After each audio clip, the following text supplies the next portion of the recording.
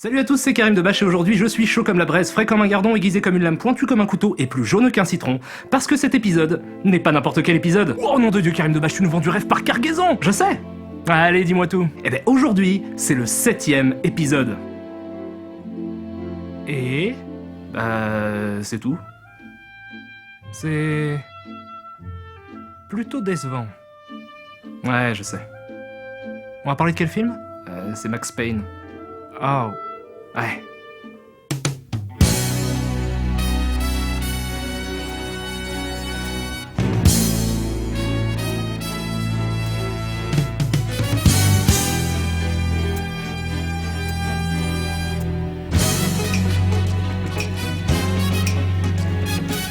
Bon, Max Payne le film est un film américain sorti le 17 octobre 2008 aux États-Unis et réalisé par John Moore. Oh, le mec qui a joué James Bond? Non, ça c'est Roger Moore. Striptease. Non, ça c'est Demi Moore. La meuf du Crazy Horse. Love Amour. Ah, c'est le magicien. Ça se prononce Garcimore. Ah oui, non, je sais, c'est l'humoriste avec un chapeau, là, celui qui fait des sketchs sur les bananes.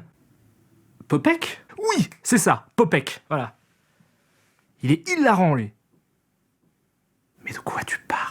Bref, Max Payne le film est l'adaptation du jeu vidéo du même nom, un jeu d'action à la troisième personne sorti en 2001, acclamé par la critique et bourré d'inspiration cinématographique. Et là, vous vous dites, adapter un jeu qui est déjà rempli de références au cinéma?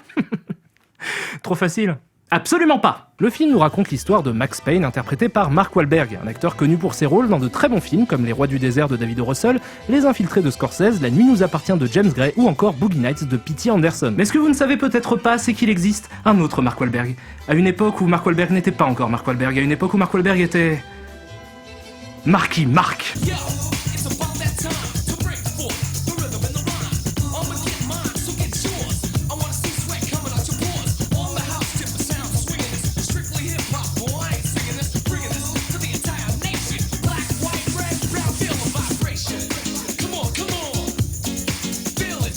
Ok, alors Max Payne est un détective new-yorkais torturé à la recherche des tueurs de sa femme et de son gosse, assassinés quelques années auparavant. Bon, je vais pas m'étendre plus que ça sur le personnage, je suppose que vous le connaissez déjà, mais je vais quand même essayer de vous en décrire la base. En gros, Max Payne dans le jeu est un archétype, celui du flic hard-boiled, comme il en existe depuis les années 30 dans la littérature et le cinéma américain. L'intelligence du jeu, ça a été d'exacerber au maximum tous les traits de caractère de cet archétype, faisant ainsi de Max Payne un personnage sombre, violent, alcoolique et accro aux analgésiques. Et pour le film, c'est pareil. En version Teletubbies. Parce qu'ici le personnage est complètement aseptisé, il n'est jamais badass et il a même l'air plutôt lisse si on le compare aux autres héros de films d'action.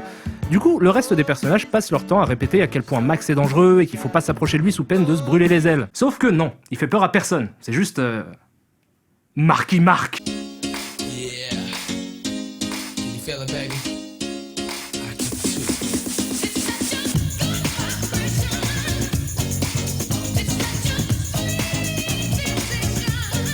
Bon, donc on retourne au film pour assister à une première scène d'action dans laquelle Max Payne se fait attaquer par 3 junkies. Il arrive à en mettre 2 hors d'état de nuire, mais le 3e s'échappe et... Attends, c'est quoi ça? Pause. Retour en arrière. Zoom en B22.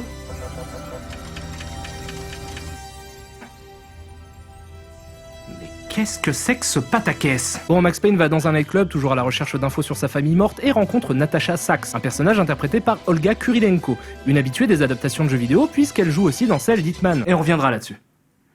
Promis. Max Payne ramène Natasha chez lui pour lui poser des questions, sauf que elle s'en fout. Elle est pas là pour ça. Bonjour, je suis Natasha. Je suis un personnage cliché de femme fatale. J'ai un appétit sexuel débordant et je me fous de connaître l'intrigue du film.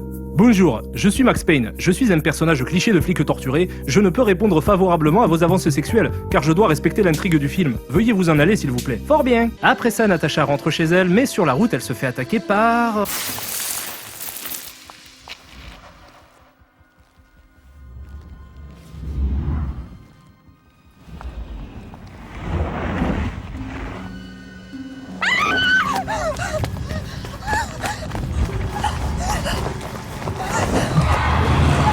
Qu'est-ce que c'est que cette mascarade? Bref, Natasha se fait buter et Max Payne et son collègue Alex enquêtent à ce sujet. Alex réussit à faire le lien entre la mort de Natasha et celle de la famille de Max, il l'appelle donc au téléphone pour le prévenir.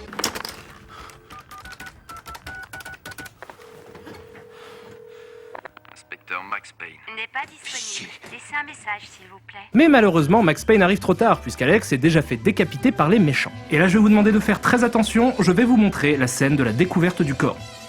Vous êtes prêts? Je suis chaud. C'est parti! Alex?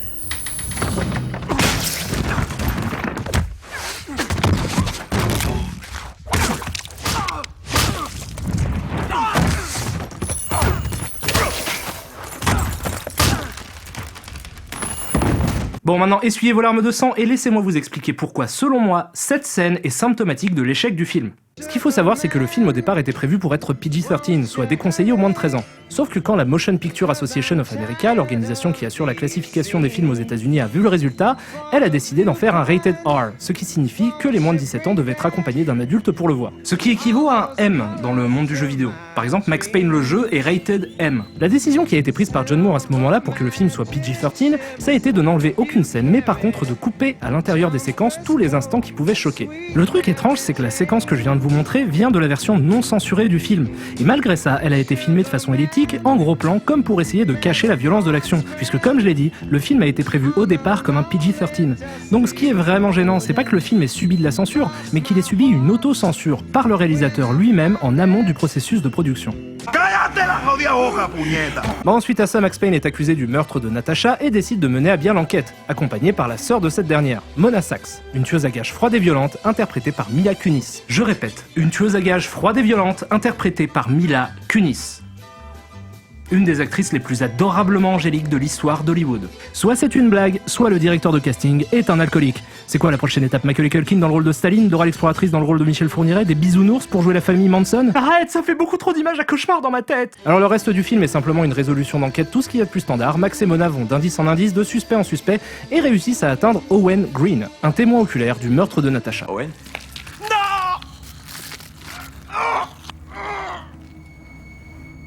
Owen.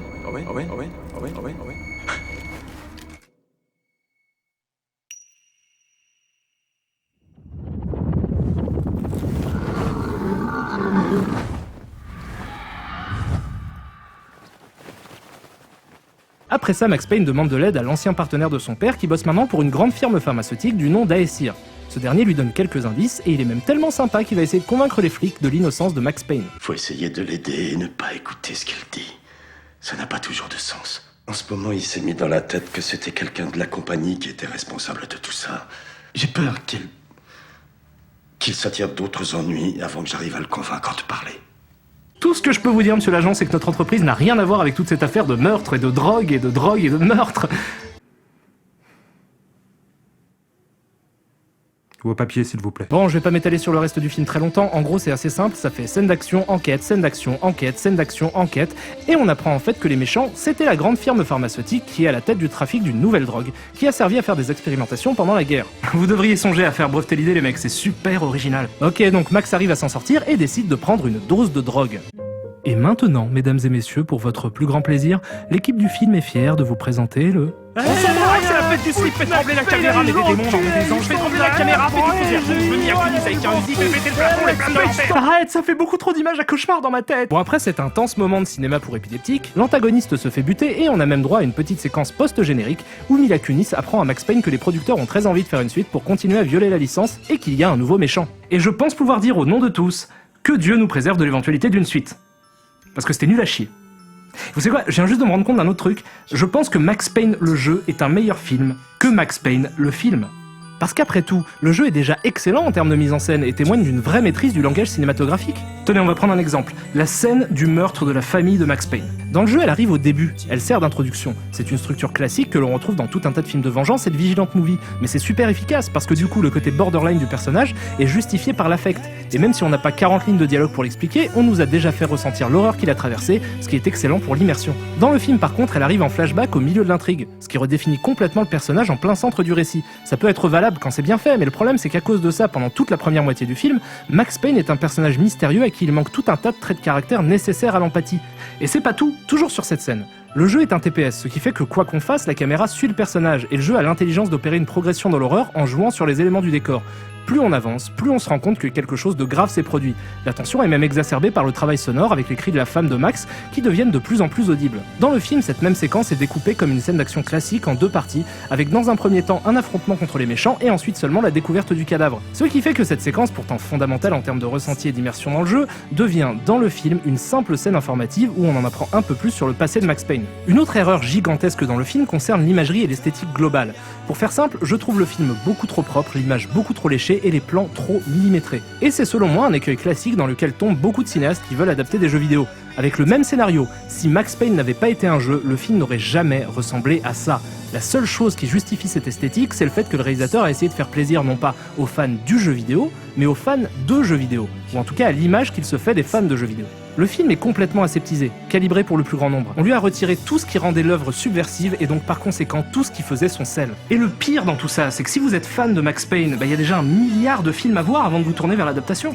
L'histoire du cinéma regorge de Max Payne, du film noir hollywoodien des années 30 aux actionneurs hongkongais des années 80 et 90, en passant par tous les néo-noirs qui sortent régulièrement sur les écrans. Si vous voulez voir du Max Payne au cinéma, remontez à la source. Pourquoi se contenter d'une version passée à la moulinette consensuelle d'Hollywood? Et comme je suis de bonne humeur aujourd'hui, j'ai décidé de vous offrir une petite liste de films qui vous feront sûrement très plaisir si vous êtes fan de la saga Max Payne. En chanson! À toute épreuve Chinatown, Miami Vice et Serpico, Dead Set Pen, Sueur Froide, Payback et Memento, Robocop, Insomnia, Blade Runner, Narc et Le Grand Sommet, et les Confidential, c'est beaucoup mieux que Max Payne. Collatéral C'est mieux que Max Payne. et l'arme fatale. C'est mieux que Max Payne. Donnie Brasco, IT, Dread, même un flic à la maternelle, c'est mieux que Max Payne. Dirty Harry, Training des Copland et le Faucon Maltais, la loi du milieu, de pieds infiltrés, un justicier dans la ville d'ailleurs, c'est Seven et bas lieutenant, c'est vachement mieux, même à la Nouvelle-Orléans.